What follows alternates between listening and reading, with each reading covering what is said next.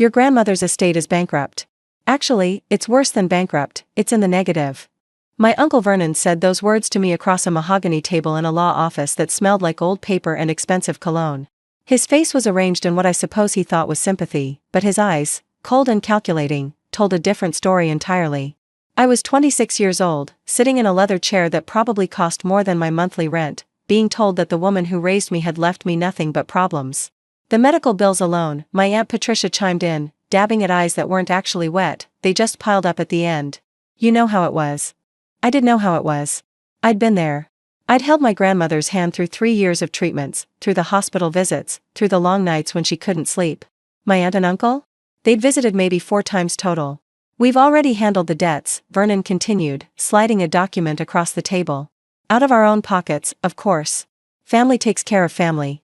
We just need you to sign this release so we can finalize everything. The paper was dense with legal language, but one phrase jumped out at me: full and complete release of all claims to the estate of Margaret Elizabeth Holloway. You want me to sign away my inheritance, I said slowly, for an estate you're telling me is worthless. It's just a formality. Vernon's smile didn't reach his eyes. Purely procedural. Something cold settled in my stomach. My grandmother had been many things: stubborn, fiercely independent, sharp as a tack until the very end, but financially irresponsible wasn't one of them. This woman had survived the Depression as a child, had pinched pennies like they were made of gold, had lectured me countless times about saving for the future. And they expected me to believe she died $73,000 in debt? I need to think about it, I said, standing up. Vernon's face flickered, just for a second, with something that looked a lot like panic. There's really nothing to think about, Elijah. The estate's been valued, the debts have been calculated, I said. I need to think about it. I walked out of that office with the document still unsigned on the table and a certainty growing in my chest that I was being played. What you need to understand about my grandmother is that she was the last keeper of our family history. Her house, the house I'd grown up visiting every summer, the house that smelled like lavender and old books, was a museum of memories. Photographs from generations back. Letters tied with faded ribbons. Boxes of documents in the attic that hadn't been opened in decades. Vernon and Patricia had been pressuring her to sell that house for years. It's too much for you to maintain, they'd argue during their rare visits. You should move into assisted living. We could help manage the proceeds. She'd always refused. That house holds secrets, she'd told me once, when I was maybe 17. We were sitting on her porch, watching fireflies blink in the summer darkness. Secrets that certain people in this family would prefer stayed buried. I'd asked her what she meant, but she'd just smiled that mysterious smile of hers and changed the subject. Now, sitting in my apartment 3 days after that meeting in the law office, I couldn't stop thinking about those words. Secrets that certain people would prefer stayed buried. I called the law firm handling the estate. Not Uncle Vernon's lawyer, the one my grandmother had used for years. A woman named Susan Prescott who'd known my grandmother for 3 decades. I was wondering when you'd call, she said, and something in her voice made my heart beat faster. What do you mean? I mean your grandmother gave me very specific instructions before she passed. She told me that when you called, and she was certain you would, I was to tell you one thing. I held my breath. She said, tell Elijah to look behind Great Aunt Josephine. Great Aunt Josephine was a photograph. A formal portrait from 1924 of a woman I'd never met, my grandmother's aunt, who had died young under circumstances no one ever talked about. That photograph had hung in the same spot in my grandmother's house for as long as I could remember, above the fireplace in the back parlor. The room that was always locked and that we children had been forbidden from entering. The house was supposed to be in probate, but I still had my old key. I still remembered which floorboard creaked by the back door and which window never quite latched properly. I went at night. I'm not proud of that, but I also wasn't willing to alert Vernon and Patricia to what I was doing. Not yet. Not until I knew what I was dealing with. The house felt different in the darkness, smaller somehow, and sadder. The furniture was already covered with dust sheets, and someone had started packing up the smaller items. Vernon's work, no doubt, eager to liquidate everything. I found the parlor door unlocked. Someone had already been in here, going through the antique desk, pulling books off the shelves. But the photograph of Great Aunt Josephine still hung above the fireplace, undisturbed. Look behind Great Aunt Josephine. I lifted the heavy frame off its hook and turned it over. The backing was old cardboard, yellowed with age. I almost missed it, a slight bulge, a place where the cardboard didn't lie quite flat. My hands were shaking as I carefully pried up the edge of the backing. Behind the photograph, pressed flat and preserved for nearly a century, was an envelope. Inside the envelope was a letter dated June 3, 1924, and a document that would change everything I thought I knew about my family. The letter was written in faded ink, the handwriting elegant and old-fashioned.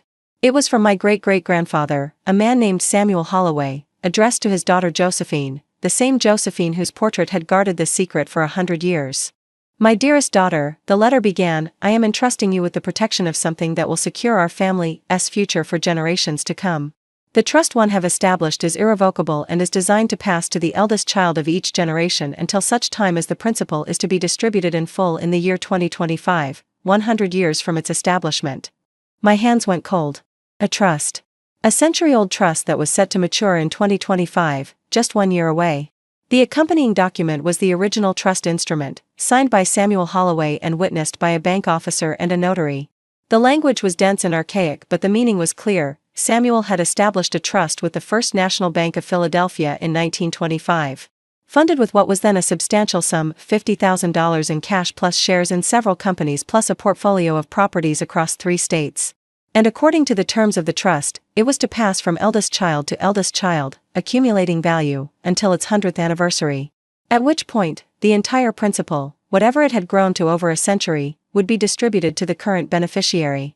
My grandmother had been an only child. My mother had been her only child. And I was my mother's only child.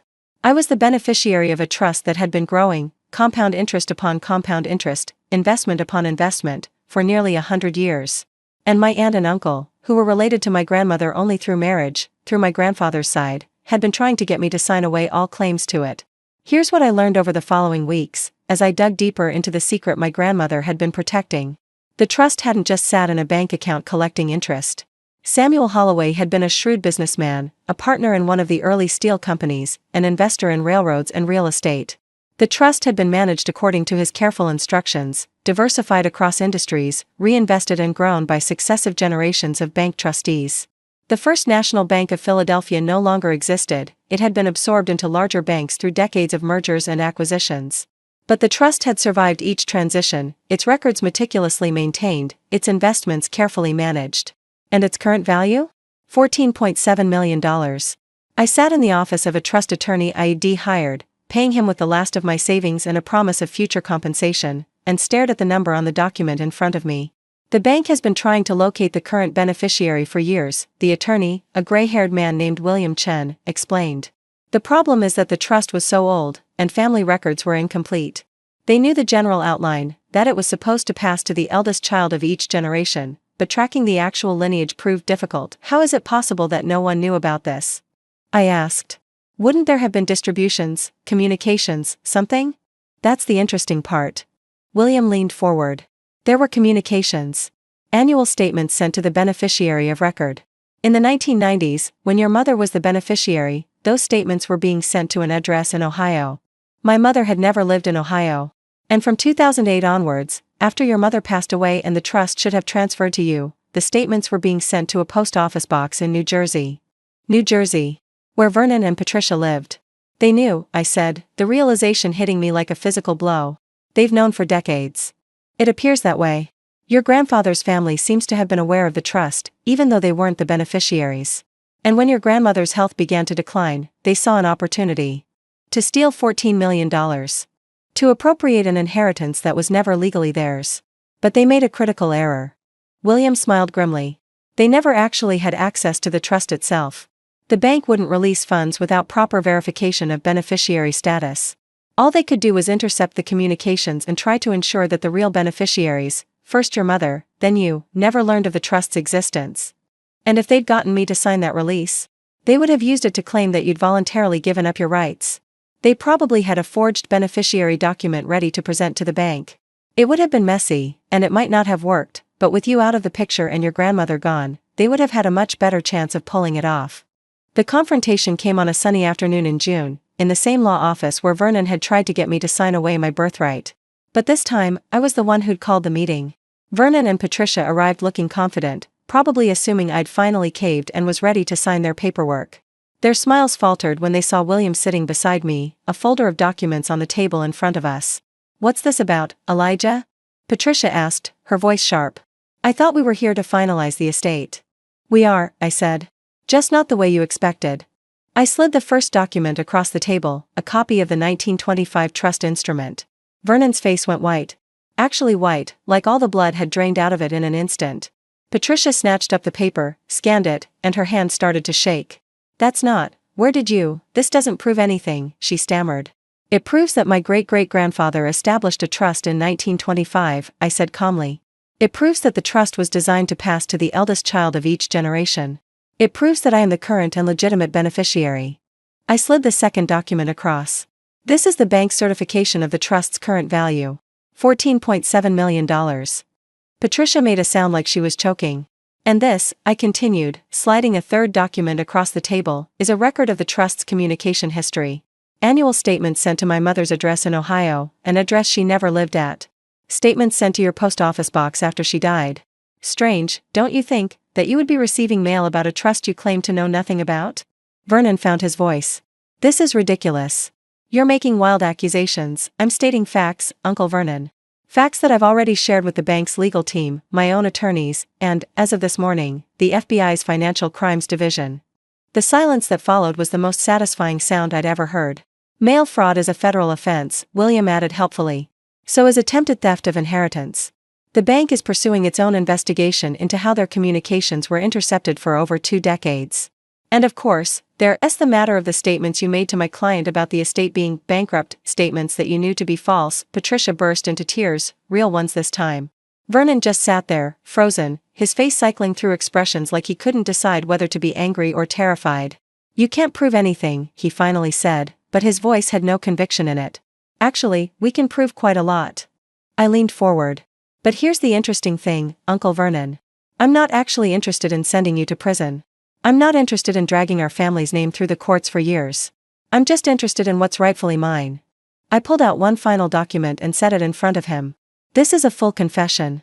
It admits to your role in concealing the trust's existence and in attempting to fraudulently obtain my inheritance. Sign it, and I'll ask the bank and the FBI to show leniency. Refuse, and we go to trial, where every sordid detail of what you've done will become public record. Patricia was sobbing now, makeup running down her face in dark streaks. Vernon stared at the confession like it was a snake that might bite him. This isn't fair, he whispered. I thought about all the years my mother had struggled financially, never knowing there was a fortune waiting for her. I thought about my grandmother, burdened with a secret she couldn't share, watching her in-laws circle like vultures. I thought about the man who tried to make me sign away my legacy with lies about debt and bankruptcy. No, I said quietly. It wasn't. Vernon signed. The aftermath wasn't as dramatic as the confrontation itself.